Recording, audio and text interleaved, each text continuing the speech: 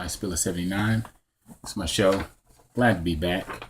Man, been a while since I've done a video. I know I've been dropping content, but actually sitting in front of the camera, it's been right about a month. Something like that. But yeah, I wanted to do a Q&A video, so I sent out a video and showed my setup and showed you guys or asked you guys, and you guys responded. So I wanted to respond to some of the questions that was asked to me. Man, it was some really good questions. There was a lot of questions. I'm gonna try to get to as many of them as possible. I'll probably take, I'll try to take the ones that was interesting to me. I'm not going to really mention no names. Hopefully you remember the question you asked me. I think it was about a couple weeks ago, about 2-3 weeks ago. Actually, probably, yeah, about 2-3 weeks ago.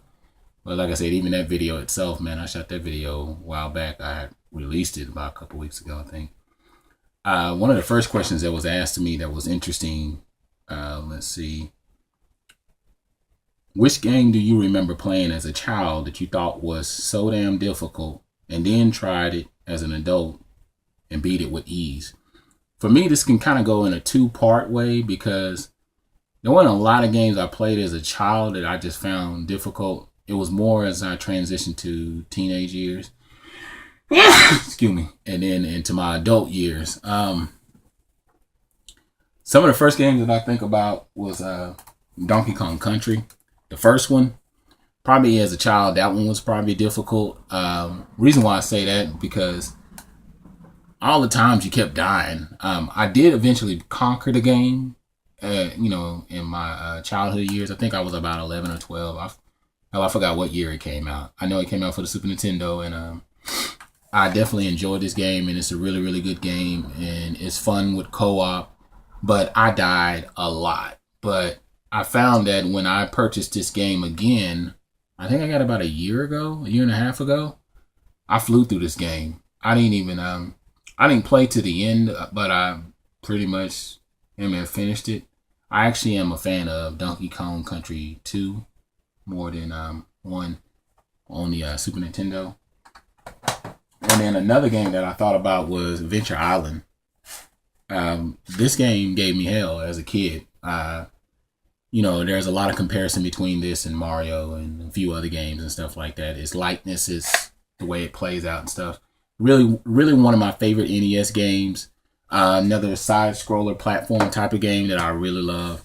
But I noticed that when I played it as an adult, because I got it like last year, I think. I had got like a whole bunch of NES games that I was looking for that I originally had years ago. And I actually really enjoyed it. The only part to me is that, much like Mario 1, Adventure Island 1 is very redundant. There's a lot of repetitiveness into it. So for the most part, the game is really long. And so you're just playing through a lot of stages just to get to an end. But overall, it's fun. But I found as an adult, I found it kind of simplistic. I mean, pretty much you do the memory game. You know how we memorize the stage and everything that comes about. And a lot of the stuff I remembered for the most part. So yeah, that was a good question. And another game that I thought of was Astro Boy. When I had it, I actually had it as an adult because it came out on the PS2. I flew through that game. I actually never beat it, but this time around, playing like 10 years later, I flew through the game like it was nothing. And I was like, wow, I was giving myself hell over this game, and it was really easy, but it still had some of the simplistic ideas about it that I enjoyed. A lot of memories that just stood out to me. The music, the anime, because it was like a Japanese game with the robot and everything, but I loved it. Just reminded me why I love the PS2 so much. Another question that was asked to me was, out of all your consoles, which is the one you use the least and why? Actually, it's a two-part question, so I'm gonna answer the first part. It says, out of all your consoles, which is the one you use the least and why? Actually, the one I use the least is my Sega Genesis. And the only reason why is because there's times where I only play it when I get a new game. and then I play it, and then I move on. It's kind of a tie between that and my Sega Dreamcast, and the only why on my Dreamcast is because I don't have enough games on it. I'm building up. I've actually purchased some new games over this year, more games than I did last year already. And so that's why I didn't play on my Dreamcast, but I'm starting to look for hidden gems in my Sega Genesis. I'm starting to find some, but for the most part, I during the 16-bit era, I was more partial toward my Super Nintendo and my TurboGrafx 16, because my TurboGrafx 16 has been getting way more playtime. Probably, if you add up all the time that I've been playing my Sega Genesis versus my TurboGrafx 16, because I've had my Sega Genesis for almost 2 years, and my TurboGrafx 16 haven't matched that time frame, but ever since I got it, I've been playing it. And I got it back in January, and this is like March, and I've been playing it like crazy. I play it at least 3 or 4 times a week, easily. And my Sega Genesis, I put in some time here and there. Now, I used to play my emulators and stuff like that, so. And then the second part of it said, which is the one you use the most and why? It's tough. Out of my systems that I use the most, I would say my PS3 and my Xbox. My Xbox is gaining a lot of speed. And why? Because even today, I sat there and watched a bunch of videos and was looking for hidden gems on the Xbox, and I'm almost at 50 games on my Xbox, original Xbox. So between that and my 64 is gaining a lot of speed, because I had a lot of games back then that I played. So yeah, it's definitely getting a lot of playtime from me. And so yeah. So it would probably be my PS3, because there's a lot of new games, of course, and I try to stay with that. And then there's a lot of downloadable games that came out, and then my Xbox and my PS2 and my 64, but my PS3 probably the most. And question asked, are you excited for the new Shaq Fu, A Legend Reborn? I actually saw not the gameplay, but I saw the trailer, and I never got to play the original Shaq Fu. I heard so much stuff about it, but that wasn't the turn-off reason why I never played it. I just never had a system at that time to play it. But yeah, I did see it, and it does look good. CGI is always kind of a flip of a coin, because it really never gives you the full experience of what you can see on the game. Odd question. Are you an ass or a breast man? I am a boob man, contrary to the song. There's a few other questions on here. Let's see. Do you think current gen games are ever going to become a collectible, or as collectible as cartridge games? And yeah, most definitely.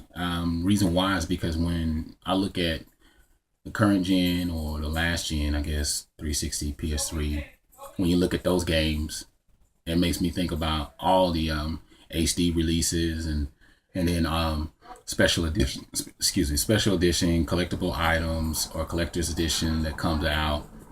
All that stuff be limited. Most times they only start at. It's just like when a magazine company comes out, or when a magazine is released, a certain issue, they only put so many on the shelf. But then if that magazine ends up doing, or that specific month does more, they put out more. So it's like your first press release, just like a book. I guess a book would be a better comparison, because they have their first paperback release. So they may only release maybe 10,000 to 100,000 copies. But then if those sell out, then they go ahead and they do a second press release.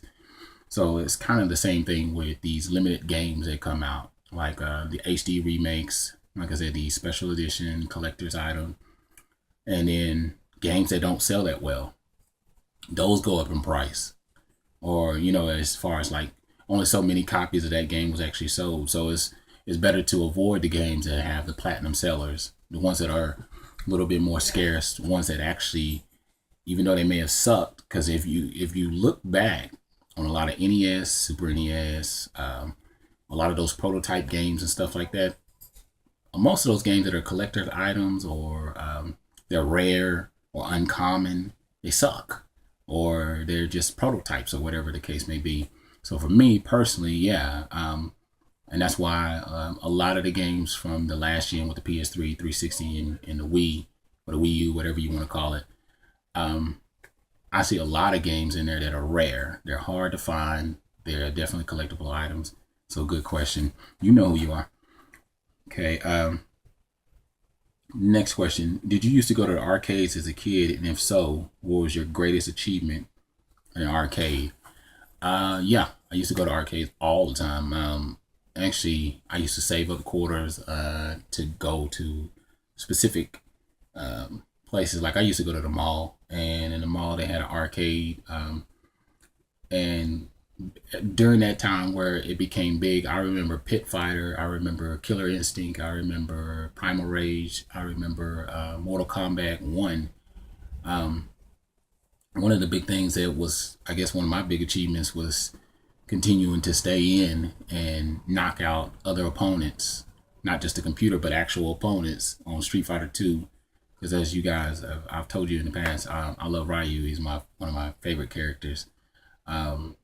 That was one of my big achievements. And then being able to do a fatality with, I was going to say Shinobi, with Sub-Zero, that was pretty cool. And I think, no, I got stuck on the arcade version of Mario. I was thinking out loud. I got stuck on the Super Mario Brothers 1, the arcade version. I always just get stuck on stage 6-2, I think it is, where the stage is completely frozen. There's just a big old long ass jump that you got to do. And they took that out of the home release version, because I used to think, oh man, I hope they don't put that in the home release version. Because I was like, here you go the ice stage. Oh my God. So yeah, if you go look that up, you'll see that.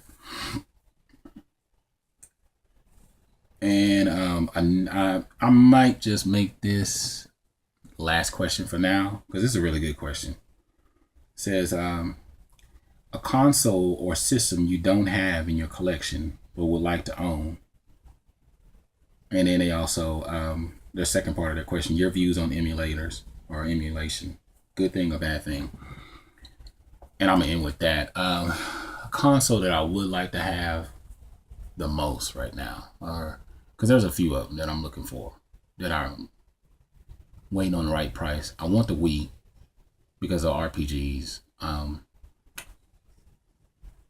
trying to think what I want.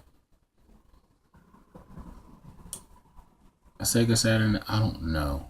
The games are harder to find. Well, let's see. It's a tough one.